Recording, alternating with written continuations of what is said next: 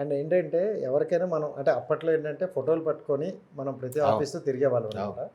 ఒక 10-20 ఫోటోలు మన దగ్గర ఉన్నాయంటే సరే ఈ 10 రోజులు 4 రోజుల్లో మనం కొన్ని ఆఫీసులకి 10 ఆఫీసులకు సెట్ అయితే సెట్ అవుతాయి. అలాంటిది అన్ని ఫోటోలు కలిపి ఒకే వ్యక్తి అడిగినప్పుడు ఆ ఒకే వ్యక్తికి ఇచ్చేయాల్సిన వచ్చినప్పుడు సో ఏంటి రియాక్షన్? మళ్ళీ పొద్దున 500 పెట్టి మళ్ళీ కడిగించుకోవాలి. ఇప్పుడు అంటే ఇప్పుడు వాట్సాప్లో అంటే అప్పటికి మీరు అడిగింది అంటే 20 డిఫరెంట్ స్టైల్లో ఉండేవి.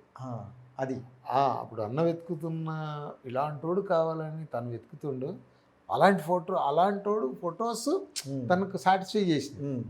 తను అందుకే అప్పుడు అవన్నీ తీసుకున్నప్పుడు నేను అనుకున్నా నేను మళ్ళీ అన్నాను, నేను మళ్ళీ వస్తుంటే మీకు 2-3 డేస్లో మళ్ళీ ఇచ్చేస్తానండి, కాపీ చేసుకొని లేకపోతే ఫోటోలు తీసుకొని మళ్ళీ ఇచ్చేస్తానండి. సరే అనుకోండి. ఆ టైంలో అది ఎక్కువ అదే కదా, ఆ టైంలో అన్నీ తీసుకున్న తర్వాత మనకి అనిపిస్తుంది అయ్యో షాప్. అప్పుడు ఎంత ల్యాబ్కి వెళ్తే 10 రూపాయలకు 15 రూపాయలకు ఒక ఫోటో కడిగి ఇచ్చేవాళ్ళు. అవును.